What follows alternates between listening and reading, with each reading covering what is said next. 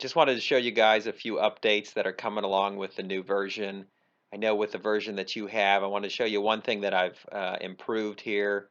And with the walls, I was giving you options like stone siding or brick siding.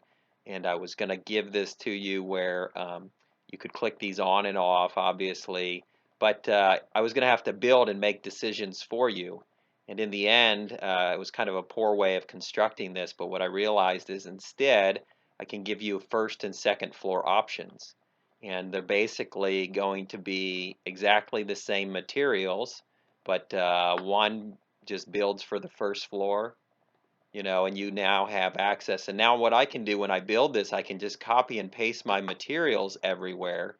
And in the end, it allows me to build more efficiently as well in my program. But basically here you could now put wood with brick if you wanted to. But this is going to allow a lot more combinations. So I've got the main textures. This is where I need your help. I've got a really nice just plain brick pattern, a metal pattern, a siding pattern. Let me just highlight all these first. A stone pattern, a stucco pattern, a wood pattern, a concrete block that is rough, concrete block that is smooth, and a large concrete block. I'll show you. You'll eventually be able to do looks like the large concrete's not showing up correctly there. I'll have to fix that.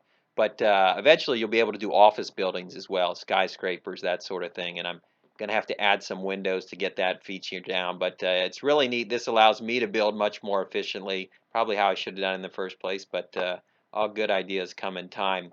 I'll obviously update roofing as well. All of the layers all have the hue, color adjust, and levels. And that's true of the bricks and things like that. But let me show you one more thing that's really neat. The window trim, I was having a hard time figuring out how I can make this robust, but I figured that out as well. And I'll basically be able to come in with like fancy patterns, but then I've just done the same thing where I mask this layer, and in the end, let me just zoom in here on this for you so you can see. And now you can, all those same materials that I just showed you, let's open those. Brick, metal, siding, stone, stucco, you can put on your window as well, whatever you may want to be. And some may not work, but in the end, the goal is, whatever the heck you wanted to do, you can do it. I don't have to limit you, okay? So I kind of like that stone, but then we're going to do the same, and that's above the window.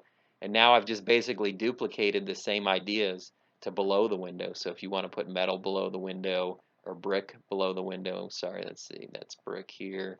Let's hide the brick, say you want metal below the window. And I can also do some neat things that you guys will only have to click on these eyeballs, turn these eyeballs on and off.